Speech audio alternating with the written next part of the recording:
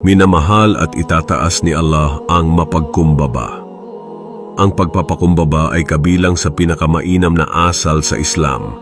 Ang pagpakumbaba ay hindi nakakababa sa pagkato at lalo't higit hindi nakakabawas sa antas sa lipunan, bagkus ito ay nagpapataas ng karangalan at umaani ng pagmamahal mula sa iba.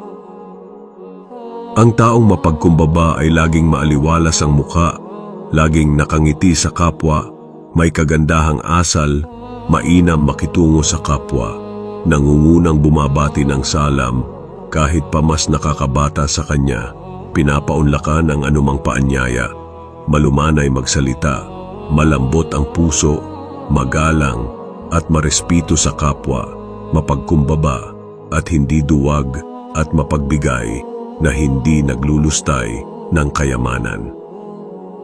Hindi ituturing ang sarili na mas mataas sa iba o sila ay maliitin.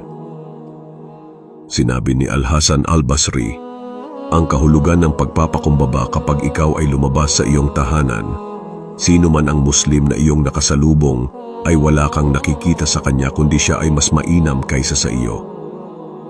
Sinabi ni Propeta Muhammad, sumakanya ang biyaya at pagpapala.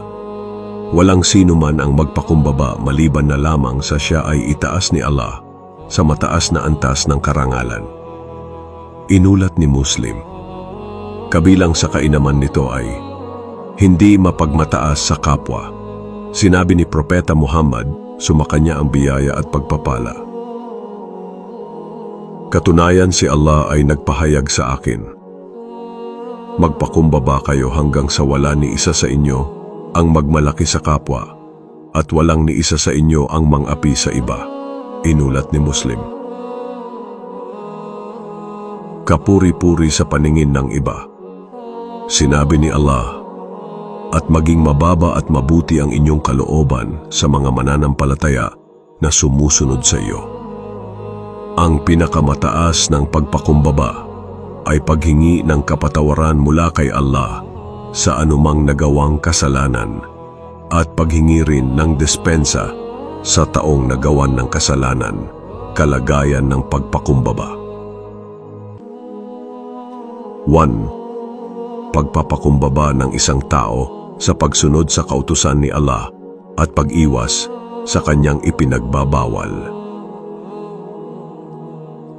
Pagpapakumbaba bilang pag-aalaala, pagluwalhati at pagdakila kay Allah. 3.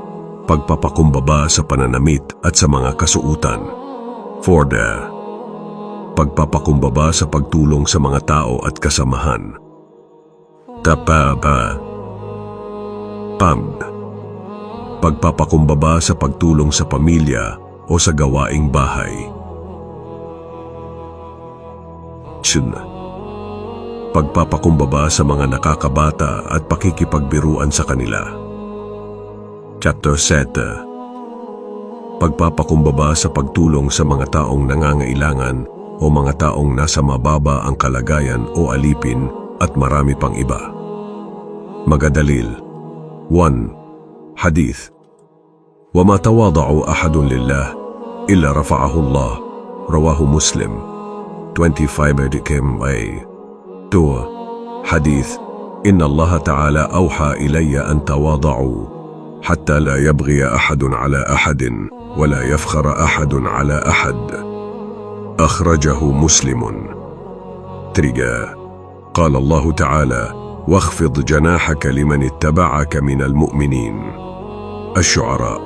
18 برضه. قال الحسن البصري التواضع أن تخرج من منزلك فلا تلقى مسلما إلا رأيت له عليك فضلا.